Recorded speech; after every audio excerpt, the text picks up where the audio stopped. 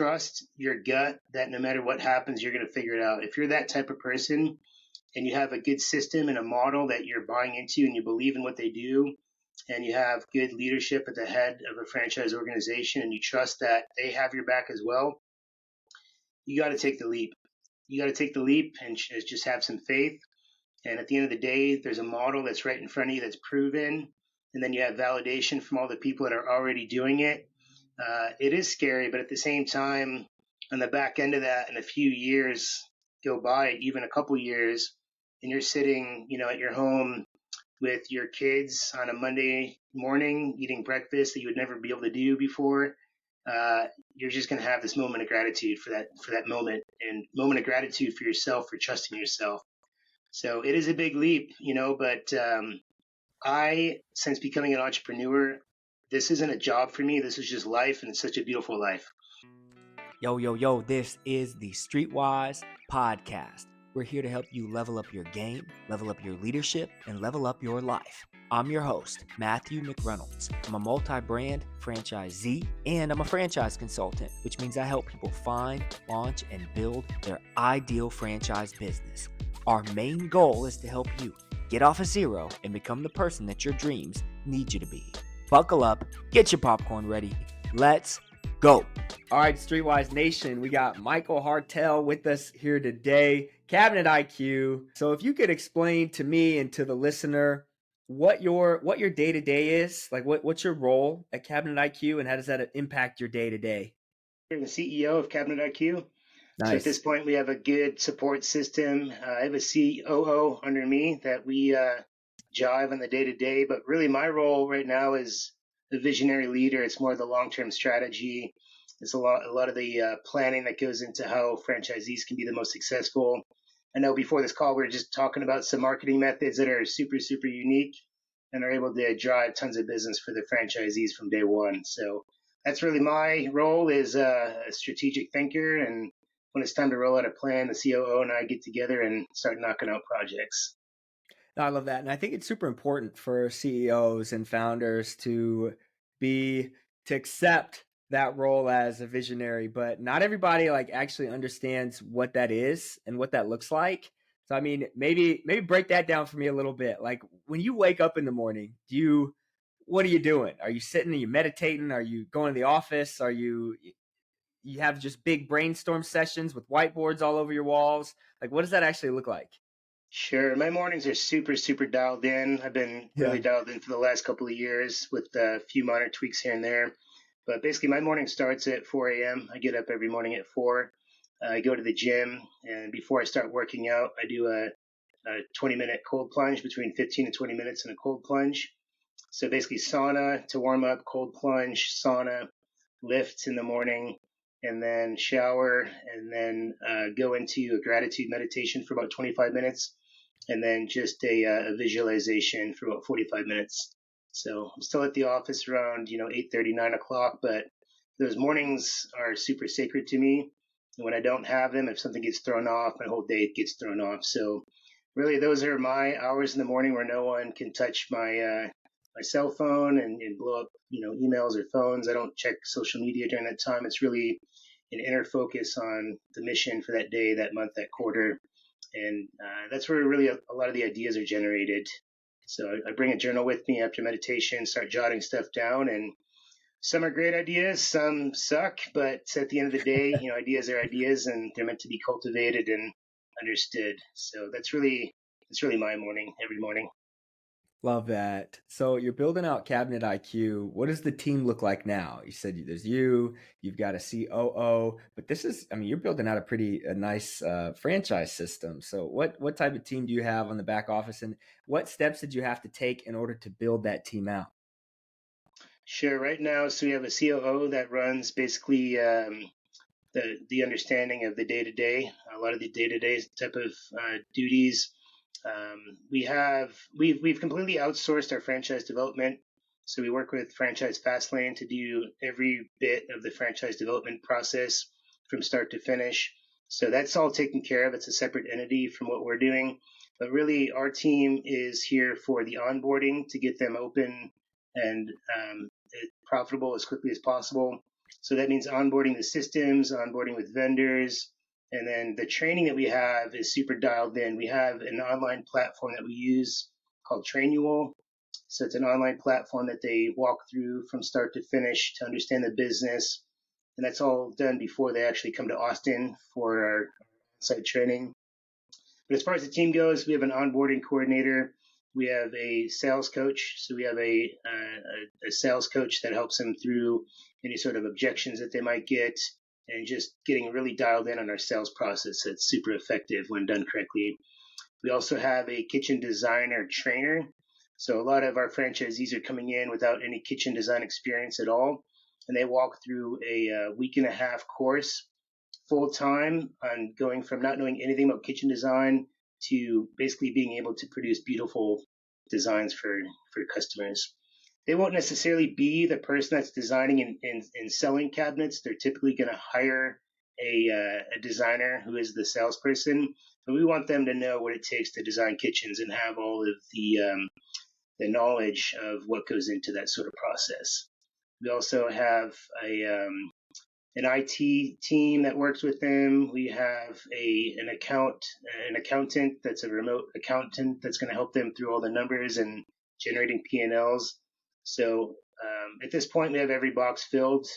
We basically have a team that's built for probably 2 or 3 times the amount of franchisees that we currently have.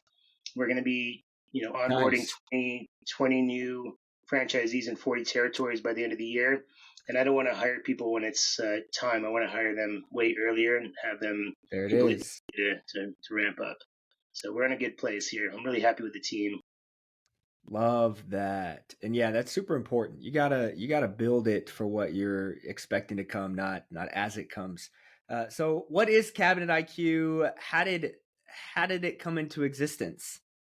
Sure. Cabinet IQ is a high-tech cabinet and countertop company. So we do residential cabinets and countertops for proud homeowners. We stick mostly to residential. We do a little bit of Okay. commercial here and there, but basically that's our thing. Cabinets and countertops is a very fragmented, sleepy, outdated industry across the nation. It's something that I experienced here in Austin, just having a really bad experience as a contractor. And I basically locked myself in an office for 6 months back in 2016 to learn the industry and start doing my own projects. And we've grown from there. But to take a step back, I started my professional life as a PhD scientist. So I got a PhD from the University of Florida. And then from there, I worked at the Intel Corporation headquarters up in Portland, Oregon. All So right. there I had 7 engineers under me. It was just a very small cog in the wheel of a huge corporation. And within a couple of years of graduating from grad school, I felt really unfulfilled. You know that feeling when you get up on a Sunday morning and you can't even relax because you know you have to go to work on Monday. Oh yeah. And then you wake up on Monday and you just get this feeling in your stomach that something's not right. It's not aligned with your life, and you have to 100%, drag your man. butt to work, and Yeah. you check your watch at 10:30 and you still have a whole day left. It's just a really horrible feeling. So I left Intel and took a job for Samsung down in Austin, Texas. That's how I ended up in Austin, which we're currently based. So pretty similar job scope, a little bit better pay, more sunshine. It seemed like a good move for me at the time. But literally within 6 or 7 months of starting work, that whole feeling crept back in. And I luckily found real estate investing. So that's kind of a segue from real estate investing, flipping houses, into becoming a residential contractor myself. I was designing and building houses for other people. And that's where I realized that cabinets was the one material at the end of every project that hung me up. So you basically just Interesting. cross your fingers and hope that everything's going to go good with the cabinets. But what happens is your cabinet contractor doesn't show up, and then they might show up, but they bring in the wrong stuff, and then they don't pick up their phone, and then I have to walk behind the installers and tell them all the stuff that they need to fix. So it just ended up being this situation that I felt I needed to control a little bit better, and that's how Cabinet IQ was born back in 2016. So just understanding the process, really around the customer experience. most people remodel their kitchens once in a lifetime, and this is a big emotional investment. It's the price of a car typically. Our average ticket for a kitchen is around $40,000 for the cabinets and the countertops. So what that means is it's an emotional purchase. They want to trust you, and when they do trust you, you have to make sure you do a phenomenal job from start to finish. So we've built a custom CRM for our industry and for our company that walks a customer through the process, almost like a Domino's pizza tracker where you know where your project's at. That's one of the biggest communication problems in this industry is just the lack of it. People say, "Where's Oh, my okay. contractor?" And they're calling people, they're not picking up the phone. And that's just the way this industry is. And I'm setting out on a mission to really change this across the country. How much did your previous life in, as an engineer prepare you to do what you're doing now? It's a good question. I think about that a lot. I think that studying to be a PhD scientist helped a lot. And I say that I because, bet. grad school for an engineer for a PhD is a lot different than being a doctor or a lawyer, and nothing against those industries at all. But you can't graduate with a PhD in science until you push the current scientific community forward. So what this means is you need to come into this ecosystem of science, do your own independent research to find out where the field is currently, develop science experiments, complete the science experiments, prove that you've done something unique and novel, publish papers, travel around the world giving conference talks, and moving your field forward, like truly being a part of scientific advancement. So with all that to say, I'm kind of doing the same thing just in kitchen remodeling. So basically Wow. taking an existing problem, doing a lot of research, checking out all the companies nationwide, seeing who's doing things which way, and putting all the pieces together, kind of taking little bits of success from these independent companies and putting them all together in a beautiful package that's, well funded. I wouldn't be doing these large kind of CRM build outs and these investment in technology and in AI if it was just my local cabinet shop. But I know that this is going to be used nationwide, so we're pouring a ton of resources into some pretty cool stuff that's not done currently in our industry. What is it about you that you think gave you that drive to go after the PhD where you had to? That's so interesting. I didn't know that about science. I mean, you got to create a whole new concept essentially and prove that it has value. And yeah, I would say you're doing that exact same thing right now and building this franchise business. But why? Where did that come from?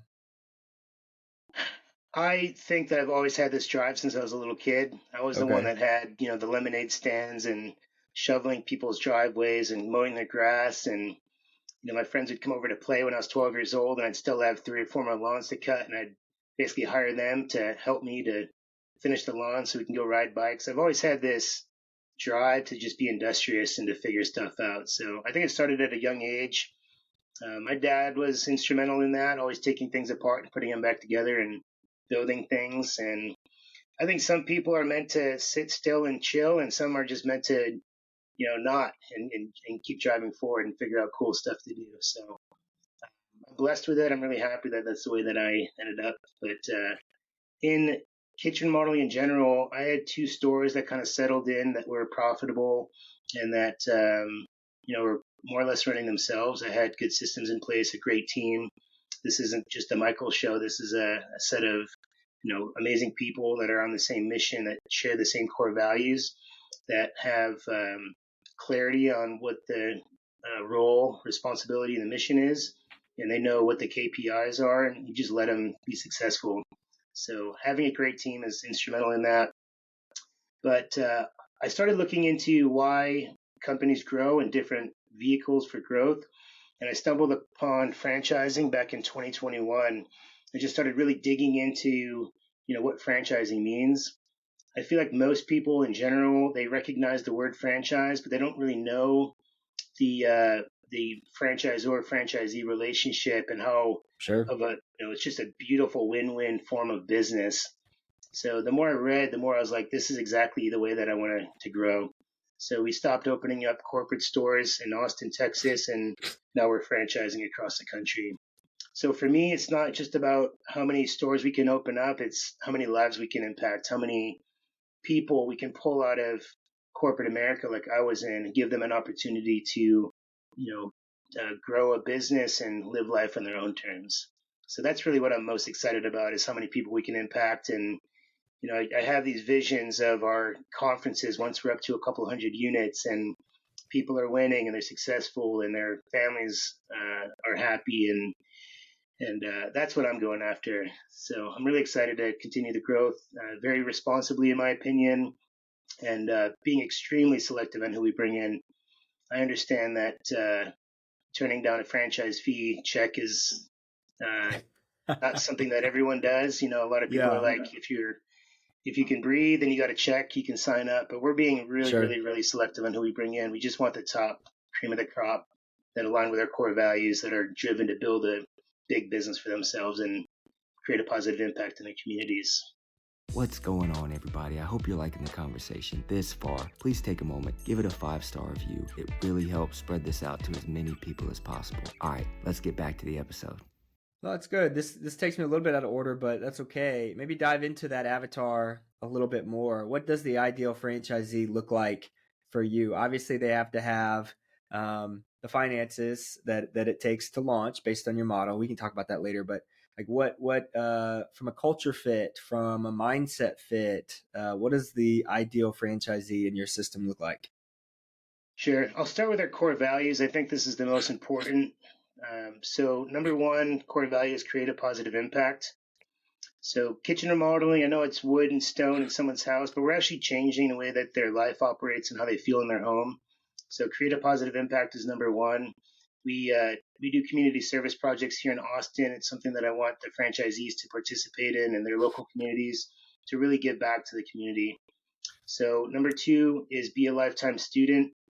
This industry keeps changing, and I think staying on top of industry trends, technology, and those sort of things is going to be really important. It's one of my personal core values. I love learning new things and trying new things, and I feel like that allows your life consciousness to expand by learning. So, number one, create a positive impact, be a lifetime student, mind the details, take accountability for your actions and inactions, and do what's right, not what's easy. Those are the 5 core values. And I've come up with questions around those core values to pull out if they align with them or not, in kind of not a sneaky way, but not a in your face way to understand where their head's at. So I like doing those on founders calls to really understand where people are at. But outside of the core values, I think someone that's really gritty, that knows that starting a business isn't easy. Any franchise system that says this is going to be easy is lying to them. Business ownership, even if you have a playbook, is still going to be a little bit of a grind once you get going. Once you get going, you can kind of take your foot off the gas a little bit and have your team running stuff. But from day one, you just got to put your head down and get gritty and work through some stuff. And I want someone that respects work ethic and that knows that this is going to be quite a bit of work. We're pretty upfront with candidates about their involvement and what's needed to be successful. Outside of that, I think someone that really wants to grow a business and knows how to develop a team, leadership is going to be super important. And it's something that I look forward to training our franchisees on. Some of them that are signing up are coming from corporate positions where they led, hundreds of people, and they already have that kind of built in, that leadership built in, pretty dialed in. Some are coming from situations where they don't have, people under them. So we're working one-on-one to talk about what leadership looks like and how to build a team. So yeah, leadership, building a big business, creating a positive impact, and our core values. Those are the biggest ones. The other thing is really wanting to care about people. I know that sounds so silly and simple, but you can't fake caring. And this is really a connection type of business where people buy from who they know, like, and trust. This isn't an industry where, you say your garage door gets stuck up and you just Google garage door company. You pick the top one that's got 4.9 stars and 50 reviews and you call them out to, make a $200 repair and it's very transactional and quick. This is more of a business where you have to relate to people and connect with them and truly care about their projects. And if the franchisee is only seeing dollar signs, that kind of stuff gets seen right through. So I want someone that really wants to come in and genuinely want to help people with the business model that we've created. Oh, I love that. I love that. How do you feel, or let me ask it like this. What have been some of the kind of key pain points that you guys have experienced, whether, directly in the business or you personally, as you've scaled this thing from your own corporate operations to franchising this thing out across the country? Sure. The biggest one that comes up for me is the first couple of units that we opened up. We had a plan on how to open up these stores, like an onboarding and ramp up process. And it basically was, brick and mortar, because we are a brick and mortar showroom. You have to have a showroom for this business. You can have up to 3 territories with 1 brick and mortar, meaning you're serving 300,000 owner occupied households with 1 brick and mortar store. The mistake that we made with the first couple, in my opinion, and they'll agree with you too, and kind of laugh about it now that they're open, is the fact that we could have done it a lot faster by having 2 separate tracks of onboarding. So the way we did it initially was sign the lease, build up the store, finish the store, come to training, open up the store. And what we found is that the store build outs can take a little bit depending on which municipality you're in. And what we've done is separate the actual business opening and being able to sell cabinets from the real estate. So now, as soon as they start up, they're on 2 separate parallel tracks. One is to onboard with the systems, the training, come to Austin, learn how to sell cabinets, go back home, and they'll have all the samples that they need to take leads, go to someone's house and sell cabinets. They won't have a physical showroom yet, but they'll at least be able to operate like other home service businesses that are remote or at-home businesses. And they do that in parallel with the showroom build out, the lease, we as corporate design the showroom for them, order all the stuff, and then they build it out. But separating those makes them open up twice as fast. So that's the tracks that all the new ones are on. And they're basically on pace to sell cabinets within 100 days of signing, as opposed to, almost double that for the first couple. That was kind of a painful lesson, but that's just life where you go through something, you learn from it, you pivot and change it for the next ones. So that was the biggest one, really, is around the real estate build out before selling cabinets. Oh no, that's a really good answer. And it speaks to how important it is for franchise systems to be adaptable, because you don't know those things until the original franchisees come in and run against that brick wall. You don't know what you don't know until you have to overcome it. Has there been anything specific with opening up in different markets other than like real estate and build outs that have proven to be different as you scale? Not yet, honestly. A lot of it's repeatable. Cabinets are cabinets. I think what's different in each market is a little bit around the style.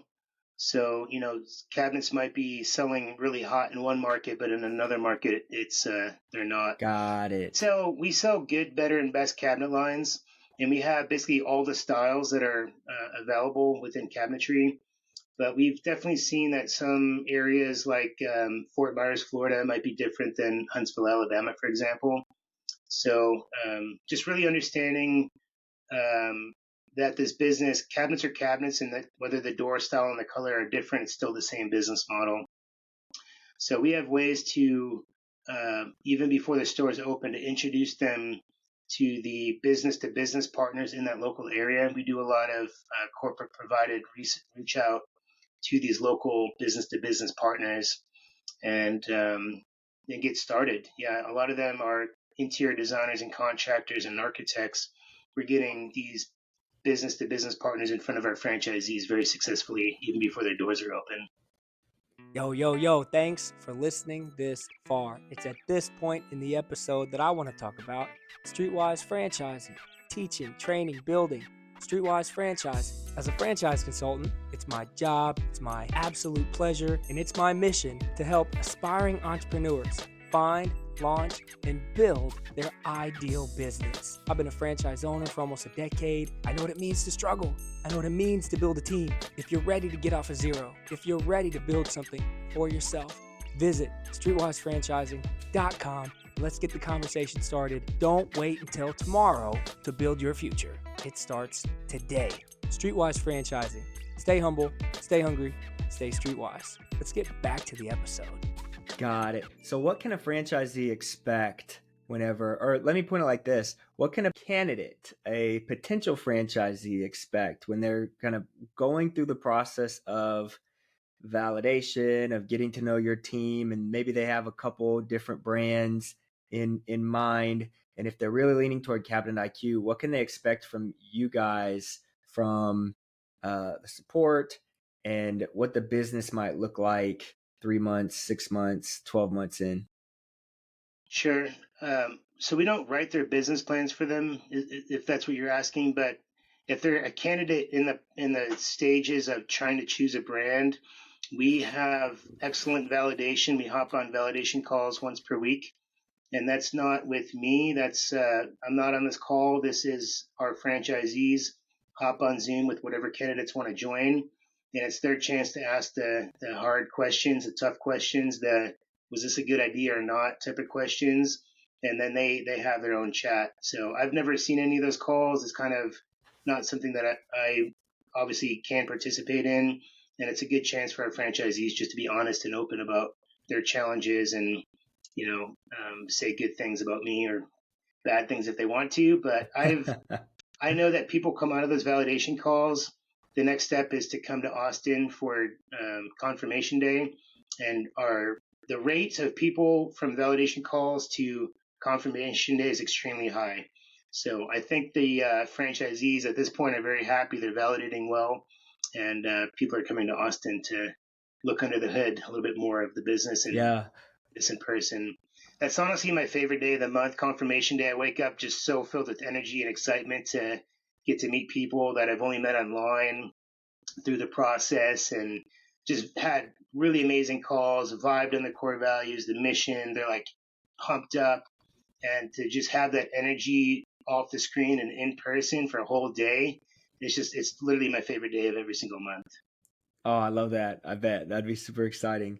Okay, so I'm in the home services space as well in my businesses, but a little bit different than cabinets. Not quite as big of a ticket. Paint almost, and it can be, but it seems like your average ticket is pretty high. What competition is there in the space? Are there other brands that kind of fit, that compete with you guys from a technology perspective? Is it a lot of like mom and pop? What does it depend on the marketplace? What are you seeing when it comes to competition for your new franchisees? Sure. Yeah, I think in the franchising space specifically, we're really the only brand that is doing what we're doing. There are other brands that do more fixing of cabinets where they'll paint a couple of cabinets, they'll add some cabinet hardware or replace a couple of things. Very low ticket, and you have to have a lot of customers to have a decent sized business. So we're approaching this from a mid to high end type of consumer that we're selling to. And in that space, there's really no one in the franchising world that's doing what we're doing. As far as the local competition goes, though, a lot of it is mom and pop. They're established stores that have been around for a long time, and they operate like they started their business in 1990, and they're still doing the same thing. Not really an understanding of marketing. The CRM build out is I think it's the best one that I've seen in any home service space at all, not just in cabinets. The way that the automations kick off, the way that it guides the customer through the process, the way that it guides our own employees through the process. So, our competition is basically operating in 1990, and we're just going to come in and eat people's lunch in their local markets. Love it. Love it. Love it. How do you like the franchising space so far? I mean, has it been, as you've made the pivot, has it been obviously you're excited about the opportunity. Do you see any needed improvements in franchising in general? Is it perfect the way that you guys are trying to build your business, or is there anything that you would change or any threats? that you've noticed now that you've gotten in? I'm relatively new to the space. I think once I settle in and understand it a little bit better, I'll have more of an opinion. I know we don't have to get into like the joint employer ruling that just came out. I think that could be a threat of connecting someone's local business and rolling up risk to a franchise organization. I think could be a threat. So the ruling that just came out to basically not have that happen was a big win for franchising in general. I know the IFA was a big involvement in that and in lobbying for that. I personally have found a lot of really cool people, whether they're mentors, uh, other founders, people like yourself that are consultants. I've just had some really really amazing relationships, and I realize now how big, but at the same time how small this industry is. There's a 100%. ton of brands out there, but there's really just a small fraction that are doing deals and building like a real company. I mean, there's over 4,000 franchise systems to look for, right? It might even be higher than that. But I feel like the ones that are doing a really good job of it, I've enjoyed, for example, reaching out to them on LinkedIn, connecting on Zoom, and just understanding where they're at in their journey and learning from things that they, could have done differently. And even competitors are pretty open about where they're at and where they're going and challenges, and it's just such a unique space where everyone's even though they're competitors, they're kind of on the same team rooting for franchising and being an advocate of it. So I've been going to Springboard. I think is a really cool event. I've been to Springboard the last couple of years, Okay. and that's an event that is put on for emerging franchisors, and you just meet some cool people that are kind of in the same boat and get to learn from people that have done it or are currently doing it. And yeah, it just leads to great conversations, and this is very cool to learn from people that are ahead on the journey for me for Oh now. man. That actually spins me into the next thing I wanted to talk to you about was the impact that mentorship and coaching has had on your life. You're coaching and helping these people get into entrepreneurship, and it's such a big step that these guys are taking, and you get to help facilitate that step for them, and that's such a special thing. How has mentorship and what played a big role in your life? Has it? What resources are you currently kind of feeding into now? Yeah, it's a great question. I feel like every person in leadership should have some sort of mentorship. I think it's something that it's developed over time, but there's there's people out there that have done what you're trying to do, and there's no reason to stress yourself out trying to reinvent a playbook that's already been done. So for me personally, I've had business coaches for the last 4 years since starting my businesses, and just reaching out to people that have either been paid mentors or unofficial mentors. Specifically in franchising, I worked with iFranchise. I worked with a guy named Barry Falcon, and after looking at all of the companies that help with getting a company to be able to be franchised and walking them through that whole process, because backing up, I told you that at some point I decided to start franchising. You don't just go from that moment and that thought to filing an FDD and selling franchises. There's a lot that goes into that whole thing before. So Barry Falcon was the one that helped me understand the business model, the pro forma, the is the business that I have even franchisable to start. So he was a big help to get launched. I'm in some business masterminds, like Arte is a big one. It's ran by Andy Frisilla and Ed Milet. I don't know if any one of the listeners know those guys, but those are people that have built amazing cultures in very, very large businesses, like billion-dollar businesses from scratch. But more than just the top line number, it's the culture that they built and the people that they have on their team. I've learned a lot from them being in their organization. And honestly, there's just a lot of people that you can connect with and have conversations with an open heart and open mind. You end up meeting some really amazing people. So that's kind of my perspective on it, is just to keep your eyes up, and to be humble about what you know and don't know, and be open minded when you need to just shut up and listen to someone that has the experience that you're looking for. Yeah, no doubt. No doubt. What does it take to be you talked about the values, but I am interested in the, what does it take to be in cabinet IQ as a franchisee from a financial perspective? What's a typical launch look like? Initial investment, and then off of that question, you spoke about the time investment. And I think that's an important thing to talk about too, because not all franchise brands present themselves equally, not just from a finances investment, but a time investment. Sure. Yeah, the all-in is between 190,000 to 290,000, and that includes the franchise fee, all the item 7, and then also some cash reserves to get launched. So that's what we're expecting people to have. $100,000 liquid is going to be important. That'll get you through the setup, and even if you're going with a SBA route, we want to see $100,000 in liquid. As far as the time commitment goes, we really want people to be full time in this business.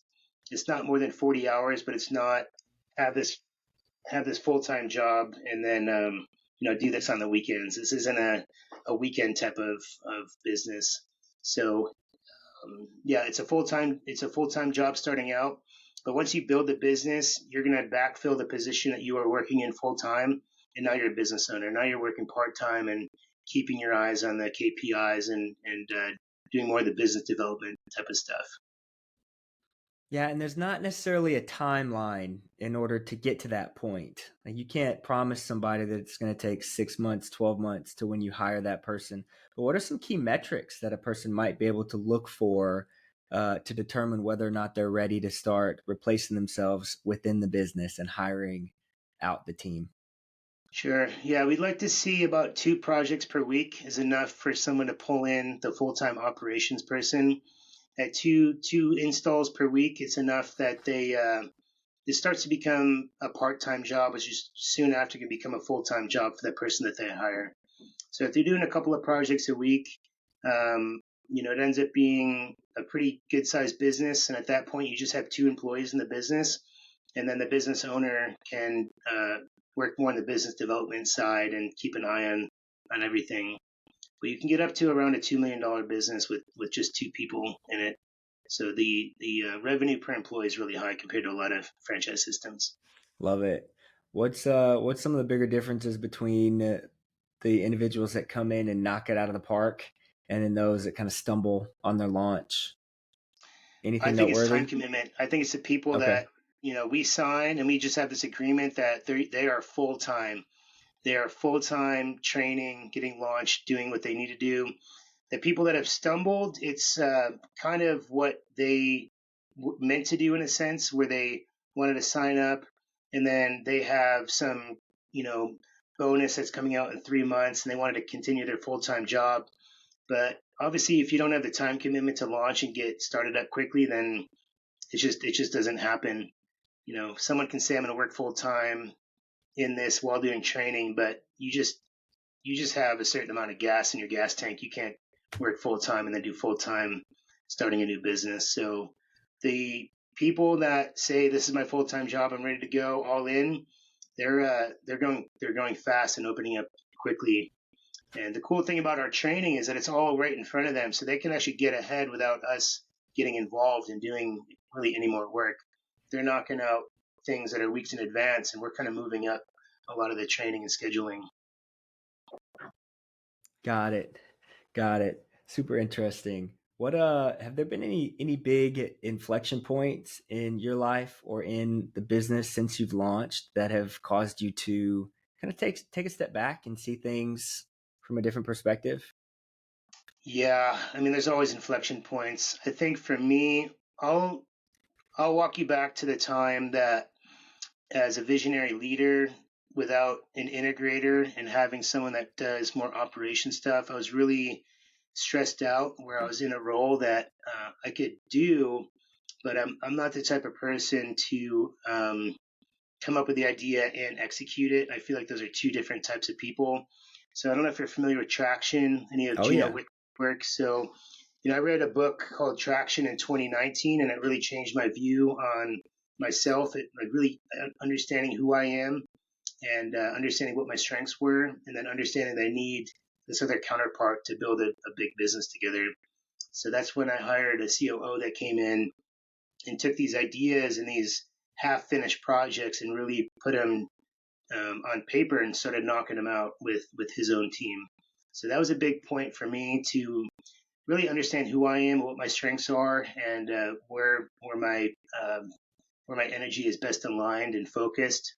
So that was a big point for me, and it's really because of EOS and traction and the whole methodology of the visionary integrator type of leadership at the top of a company. Oh man, traction has been huge for my development with my team and with my company. How has the people analyzer? I'll hit you with that one. And assessing somebody's GWC, whether they get it, whether they want it, and whether they have the capacity. How has that enabled you to pick the right people and have them sit in the right seats? Yeah, it's a great question. It's a huge tool. It's a massive tool, and it's so important to understand, the GWC when someone's coming on board. I feel like I hired wrong for a long time. I've hired probably, I don't know how many dozens and dozens of people over the years at this point in the last few years. I feel like I did it wrong for a long time, right? I did it like the way that most people do it, and that's find a resume online, have them come in and sit next to you for an hour, and then ask them basic questions around their experience. And that's how hiring's done in a lot of cases. And it wasn't until, and I'll back up and say that most people actually lie or exaggerate on their resumes, and then it's never fact checked to understand okay, maybe their role is correct, but then like what they actually did, maybe they only did it one time and they pretended like they did it for 6 years, so they can exaggerate, they can lie. And at the end of the day, experience is just a tiny fraction of the important, characteristics and aspects of the person. So most of I'd say 90% of our interview process now is around core values. And then they have to have like the toolkits and the tools in their toolbox to perform the job. That's obviously important. But if they get it, want it, and have the capacity to do so, then and you give them basically an outline of what their mission is, their role, their responsibility, and what winning looks like, the right person is going to come into that position and just smash it with very little oversight. And that's the team. That's the team you want, is the people that are self-motivated and are really clear on their mission, their role, responsibility, and get it, want it, and have the capacity to do so. Oh, good stuff, man. Good stuff. As we hit the final round, man, how do you coach somebody up to take that first step to get off of zero? I mean, so many people, they consider entrepreneurship, they consider leaving that job. I mean, you did it. Like you had a job, it probably paid you pretty well. You had a very nice educational background, but you took a leap, and not everybody has the courage to do it. And so how would you speak into that person who they might have a nice net underneath them, but they've got those Sunday, they're getting a fever on Sunday because they don't want to go to work on Monday? How would I speak to them? I would refer them to a scene in Indiana Jones. I don't remember if you remember the one scene where he's about to jump across this huge gap and he's really not going to make it, but he ends up leaping anyways, and then a stone appears underneath him, and then he just steps on the stone and leaps back over. That was a scene that I'll never forget, and that's very similar to entrepreneurship, where you just have to trust your gut that no matter what happens, you're going to figure it out. If you're that type of person and you have a good system and a model that you're buying into and you believe in what they do, and you have good leadership at the head of a franchise organization and you trust that they have your back as well, you got to take the leap.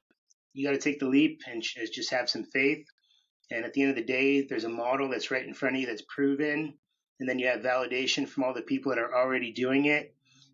It is scary, but at the same time, on the back end of that, in a few years go by, even a couple years, and you're sitting, at your home with your kids on a Monday morning eating breakfast that you would never be able to do before, you're just going to have this moment of gratitude for that moment, and moment of gratitude for yourself for trusting yourself. So it is a big leap, but since becoming an entrepreneur, this isn't a job for me. This is just life, and it's such a beautiful life. Kind of making things on my own terms, taking, vacations when I need to, taking off days when I just need some time to reflect and do something that I need to do. Just the handcuffs of corporate America is saying where you need to be and when and how to do it. It's right for some people. For the people that are the people that want to live life on their own terms, truly, this is a life for them. So I would say have faith in yourself, have faith in the system, have faith in the people that are telling you, yes, I'm in this business model. Yes, it's working. Yes, you can do it too. Take that leap, work your butt off, and it'll pay off at the end of the day. Love it. Love it. Do you think there will ever be a time in your life where you can look back and feel satisfied enough that you can take your foot off the gas? And if so, what does that look like? Yeah, I think that for me, there's gonna come a time where I chill out for a little bit. I might travel the world for a year, and then I'm gonna get right back into something else. I don't see myself settling down. I've known quite a few people now that are post exit, whatever year that ends up being for them, and they're the same as me, where they just need to keep their minds and hands busy. So I don't see myself slowing down. I really like the mental health space and entrepreneurship in general. So if there ever becomes a time where I have the opportunity to give back to budding entrepreneurs, I'll probably do that as a passion project. But no, I don't see myself ever slowing down. I'm having really fun doing what I'm doing now, and it's going to continue for a long time. Oh, I love it. I love it. Is there anything else that you'd like to say to the audience before we wrap this thing up? This has been really great to talk to you and hear about what you're building in Cabinet IQ. It seems like a great system. And yeah, I'm excited to continue to follow your story, man. Anything else you want to leave the audience with? I mean, you gave us a lot Yeah, of the only thing value. else I have to say is if you're listening to this and any of this resonates with you and you're talking about business ownership, or if Cabinet IQ sparks your interest, reach out to Matt and he'll connect us. So That's love right. what you do, That's Matt. right. You're taking people kind of off the fence and getting them into businesses. And I'm sure you have an insane amount of stories where people just had their lives completely transformed by you. So props for what you do. And Man, I appreciate appreciate you. that, man. Yeah, no doubt. It takes guys like you to build systems and to do it responsibly in the way that can actually help and add value to people. I've seen it too many times where people get taken advantage of by, the person that just so happens to be nearest to them, but they end up taking them down a self-serving path that doesn't actually add value to the individual that reached out. And so anytime that I can speak truth and provide education and real life experiences and humanize people like you, that's the whole point of this podcast, is to humanize you and your story and to show people kind of the background of what it is that you're building and to make the process seem easy. So I appreciate you coming on. To the listener, if you are interested in Cabinet IQ, please feel free to holler at me. I will introduce you to Michael and the team. And as always, stay humble, stay hungry, stay streetwise. Peace.